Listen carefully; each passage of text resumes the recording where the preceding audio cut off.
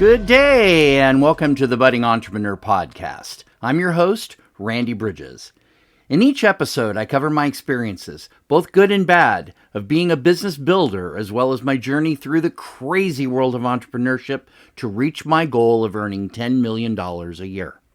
All right. We're on episode 130 of the podcast. This is the second week of January the 11th, 2024.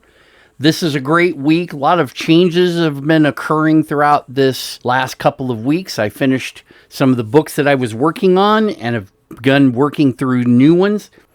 And we'll be getting into that here in just a few minutes. I want to reach back to last week on episode 129 and talk a little bit about the general idea of what we were discussing. Last week, our business strategy focused on sequence chains. And we talked about things like process, email, offers, all the different pieces of your business that represent chains, and they're sequences of things that have to happen in a particular pattern. And we get to do things like prototyping, where we build part of it, test it, then move on to another piece, build that, test it, and then put the two together and test them in a combined fashion. Sequence chains give us a lot of perspective that our business strategy can actually encompass new ideas, and we can combine them into a great idea by thinking of them in terms of smaller blocks. That was the purpose of last week. Today we're going to be talking about more business strategies that represent sequence chains. In fact, I'm going to be providing different examples of sequence chains and how they work together in your business. I'll be doing that through the whole month of January.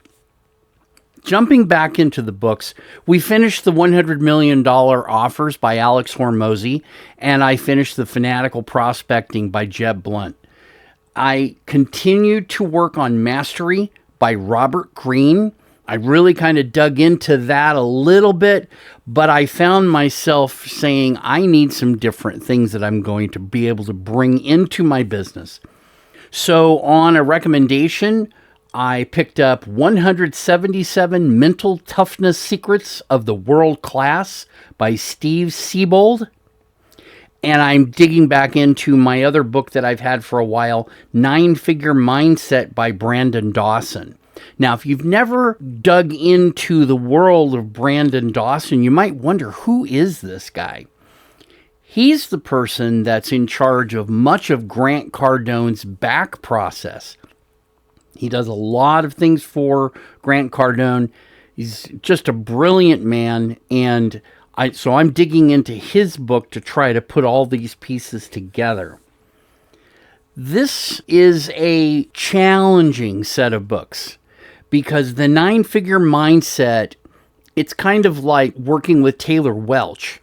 They're so far ahead of where we are that it's hard to imagine what they're going through. And every day we get a chance to dig into the Daily Mind Medicine by Taylor Welch, and he talks about great concepts and breaks them down into a usable fashion. And we'll get a chance to compare Brandon Dawson's 9-Figure Mindset to Taylor Welch's The Wealthy Consultant, Confessions of a 9-Figure Advisor. This is going to be good, going to be fun, going to be real interesting to put all this together. I'm finding myself as I go into more and more sales and prospecting, I find that I need a little tougher skin. And so that was why I went to Steve Siebold and looked at the 177 Mental Toughness Secrets. I want to go into the quotes for this week. There are 2 of them. And I think that it is really nice that we get a chance to get quotes and keep the perspective of what we're going through just simple. One of the things that came from the Daily Mind Medicine this morning, Taylor Welch, he said, think better, perform better, make the world better. We don't think about our world outside of us except as an impact of the good we do. And this is something else that I wanted to bring in as a quote. This was from the 9-figure mindset. It was one of the first things that happened in the book. Hector Lamarck made a comment about Brandon Dawson, and he wrote down something on a scorecard. And he said, what you think is what you say. What you say is what you do. What you do is what you're known for. It's your legacy. And when you put those together, we get a chance to think about the world around us and say, wow, this is amazing that we get a chance to impact the world around us. And if you study some of the woo-woo stuff and things, that are out there on the periphery of typical society, you get into a pattern of thinking that says, what I do just impacts me. And we're aware of the world around us. But if you take this external view of yourself, you realize that everything you do impacts the world around you.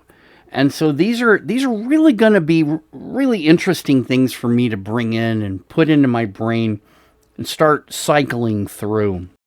Many of the concepts that I'm working through are still new to me. I'm trying to put them all together, and it's really difficult to talk about that when you really don't have a good handle on exactly what you're discussing, and you're trying to put all the pieces together. So I'm looking at the long game here and seeing how I'm going to be able to give out and impact the world around me.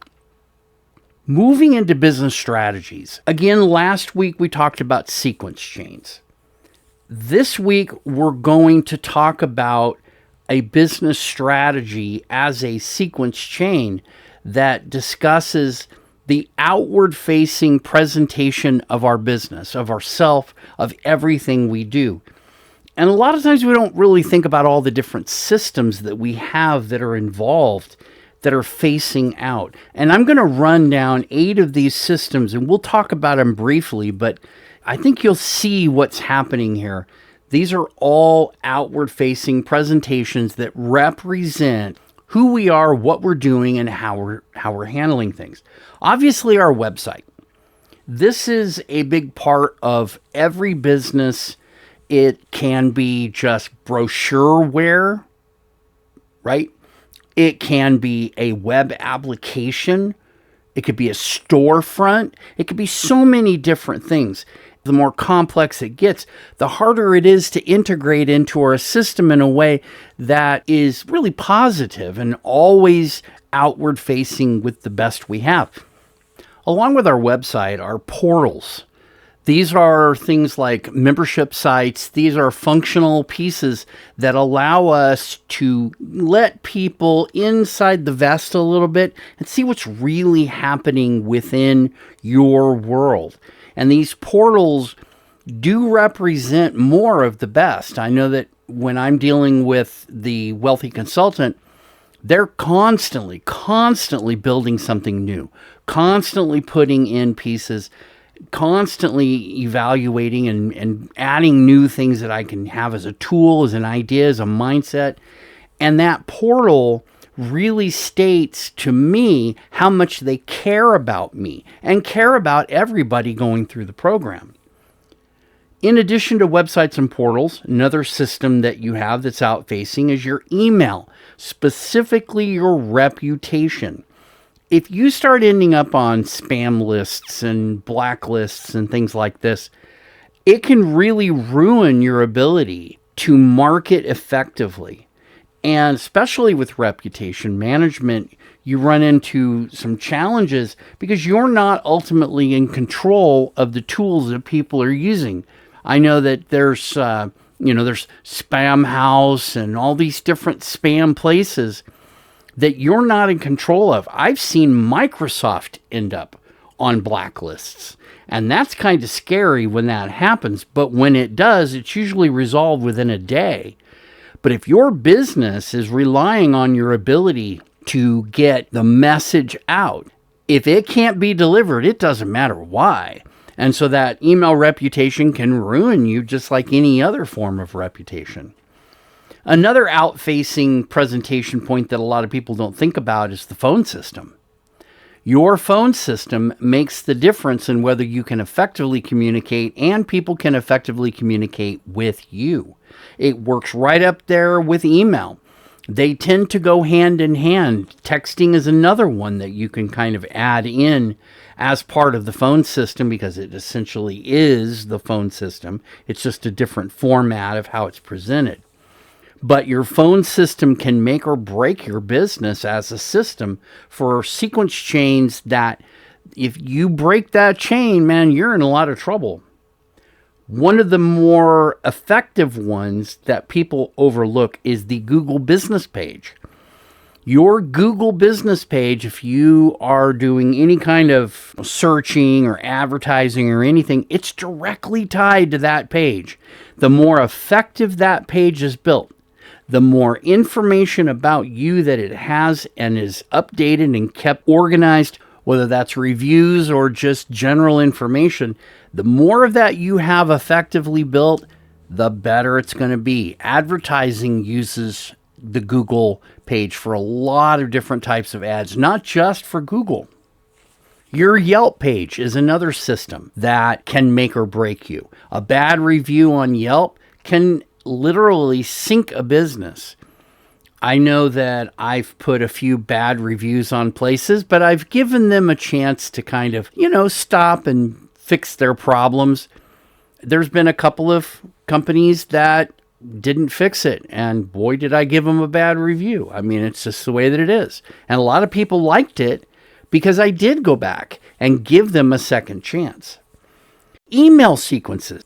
It's really a series of emails that go through and move the client forward to get them to be in a better position to buy, to be in a decision place. The first rule of selling is that our only job as salespeople is to help our client or a prospect make the best decision for them. We are not part of that. And so email, driving that slowly towards the point where the client or prospect can make a decision.